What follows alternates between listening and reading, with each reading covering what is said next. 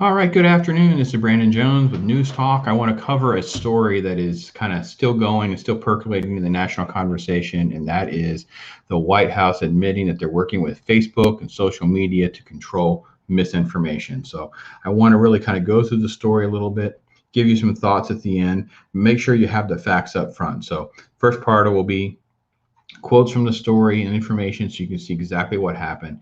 And this started last week during a press briefing where we have our press secretary, Jen Psaki. She was speaking with the press, and this is dated July 16th.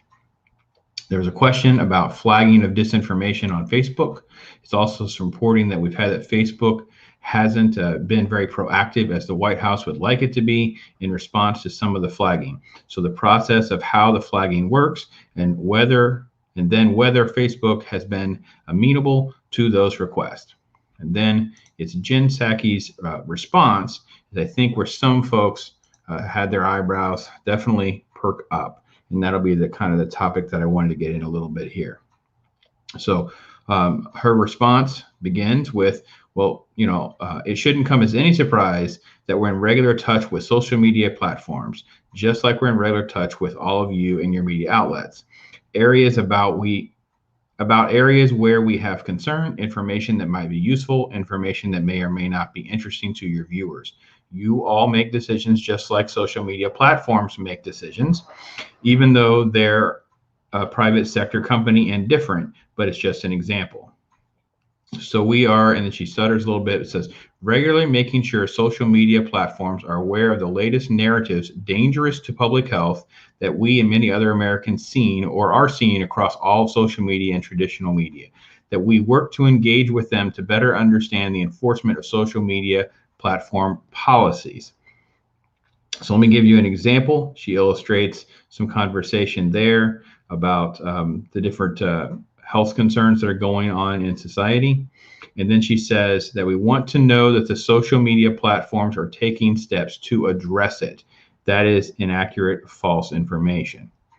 So she's trying to say they're communicating, but she's trying to say that they are manipulating things. That is not accurate. However, we read on a little bit.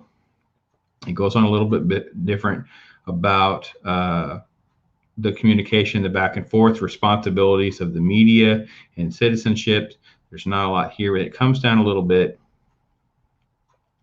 talking about where a lot of people get their news and information. Sometimes those are accurate news items reported by some of your outlets or accurate information shared by a neighbor. Sometimes that information that is not. It's hard to discriminate, as we know. This is not a new issue, but it is an issue that is impacting people's lives.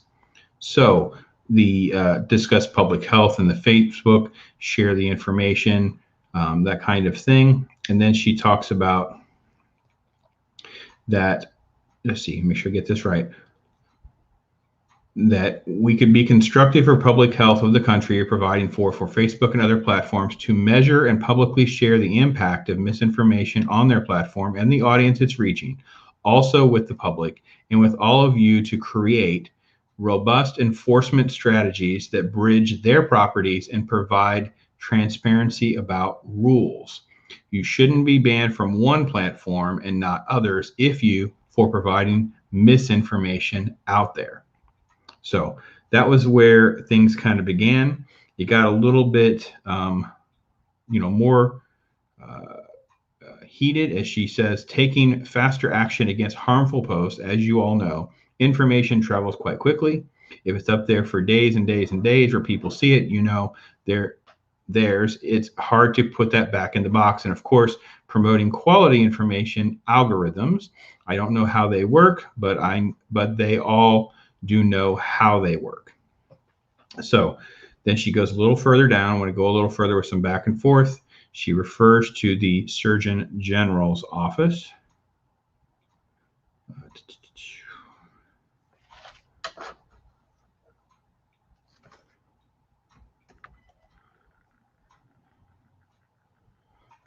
One moment. It is not in that post. I don't believe it's in a different press conference that came later. Oh, that might have been it.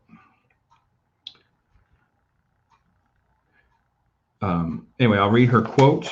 It was within the Surgeon General's office, we're flagging posts for Facebook that spread disinformation. We're working with doctors and medical professionals to connect medical experts with people who are popular with their audiences with accurate information and boost trusted content. So we're helping to get content out there. So this is what sparked ire. It happened on the end of last week. It escalated over the weekend. Of course, then we started to see some different questions and outrage that was being asked by different individuals. And then, of course, make sure I get this right. President Biden himself was then asked about Facebook. He was confronted. This is ads here. I apologize for that. And this was, quote, they're killing people. So he's approached right here. I don't want to play the video, but he asked a question about these platforms.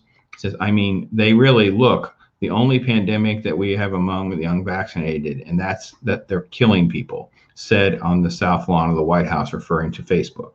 We're dealing with a life or death issue here, and so everybody has a role to play in making sure that there's accurate information. That's Jen Psaki speaking on the issue again. They're a private sector company. They're going to make decisions about additional steps they need to take. Okay, so that's the general gist of what has transpired. So you don't have to take anybody's word on it. Those are some of the things that have been said, some of the things that are going on. I want to challenge you now. I want to ask you, so is it appropriate for the White House and for the political powers to be, as they said, flagging posts by Facebook, calling for anyone that spreads misinformation to be deplatformed, not on just Facebook, on all social media platforms, and that they would use the expression that Facebook is somehow complicit with killing people? So I wanted to lay that out to you because I want to ask you, maybe you agree with the administration's approach, tactics, and language, but ask yourself, if the previous president was in office, would you feel the same way, right?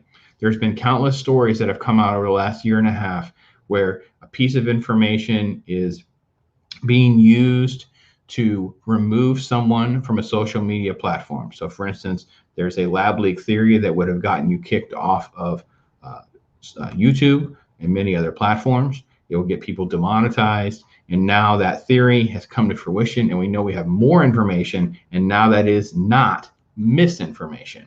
So do you think that this is a form of censorship or not? Does it matter who is in control? Because if your judgment is about which team is in control, then you're doing this wrong, right? This is a very authoritarian tactic to have the people that are at the top of our power system and our power structure to tell our main mechanism of communication. Because whether we like it or not, social media is now the town center. It is now like the town crier sharing information, right?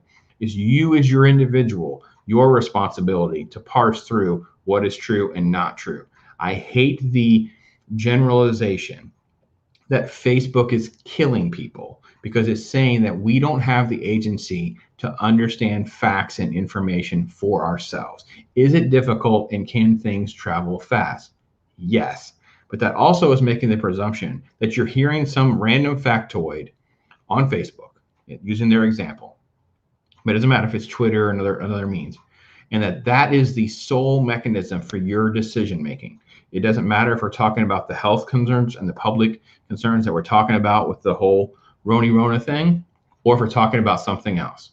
It's as though no one has any sort of collective resume of information, right? Because I don't believe anyone is in a bubble where they woke up today and don't know anything about what's been going on. They see one little post, one little fact, and that has their mind made up, pro or con, right?